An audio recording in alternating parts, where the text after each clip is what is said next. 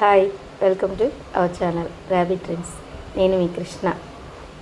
ఈ ఛానల్ని first time చూస్తున్నట్లయితే లైక్ చేయండి, షేర్ చేయండి, సబ్స్క్రైబ్ చేసుకోండి. ఓకే, స్టోరీలోకి వెళ్ళిపోదాం. Love you badly. శివ వైపు చూడగానే అతని చేతిలో ఉన్న పేపర్స్ని మహిదర్ చేతిలో పెట్టాడు శివ. వాటిని ఓపెన్ చేసి చూడగానే షాక్ అయ్యాడు. ఆ కంపెనీ మెయిన్ షేర్ హోల్డర్స్ చైర్మన్గా మిస్టర్ రుద్వేజ్ సింహ ఉన్న పేపర్స్. మహిదర్కి హార్ట్ అటాక్ వచ్చినంత పనైంది.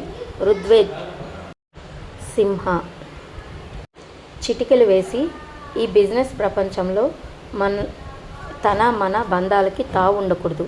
ఫాస్ట్ ఫ్యూచర్ కూడా తెలుసుకోగలిగిన వాడే నెంబర్ 1గా ఉంటాడు. I am always number 1. సో ఇదే పెద్ద విషయం కాదు అనగానే బీపీ డౌన్ అయ్యి పడిపోయాడు.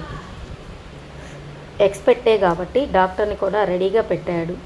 డాక్టర్ వచ్చి మహిదర్కి ట్రీట్మెంట్ చేసి స్పృహలోకి తెప్పించి మరీ కూర్చోబెట్టారు.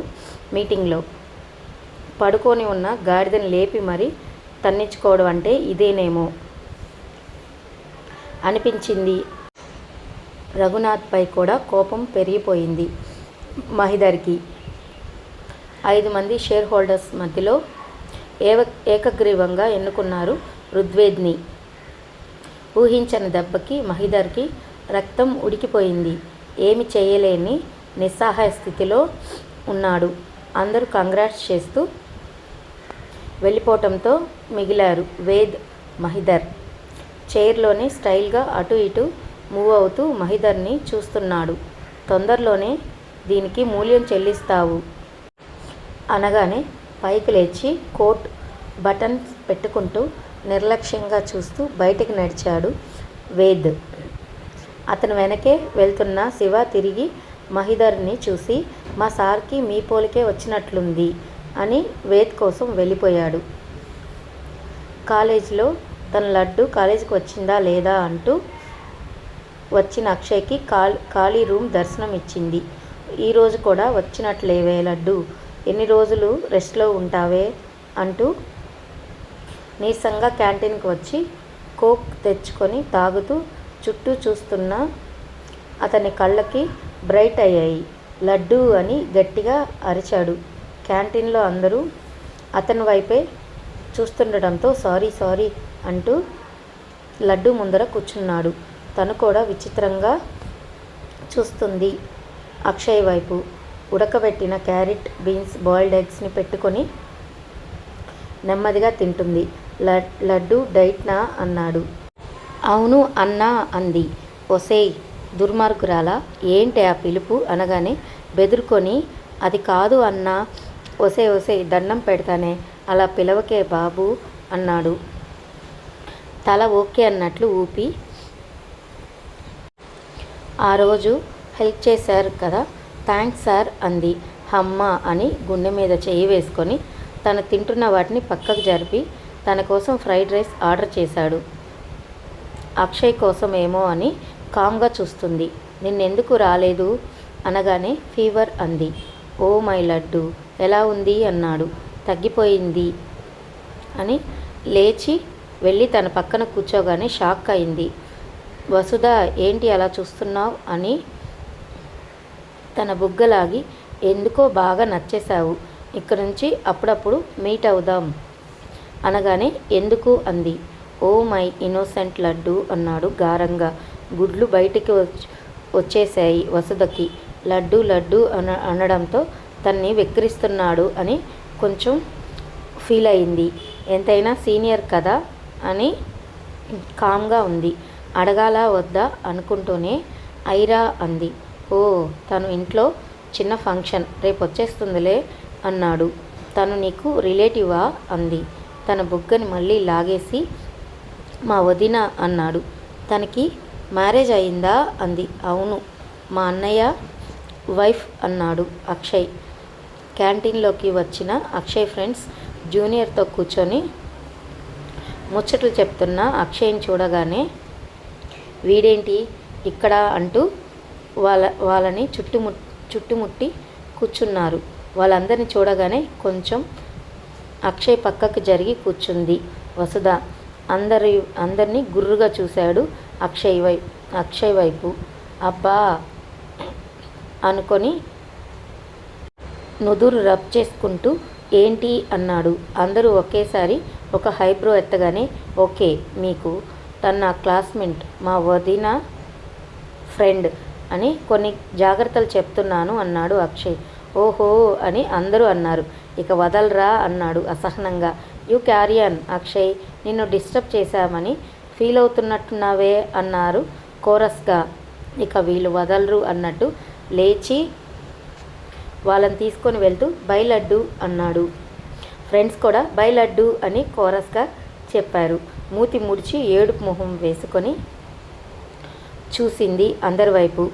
అది చూసిన అక్షయ్ దగ్గరికి వెళ్ళి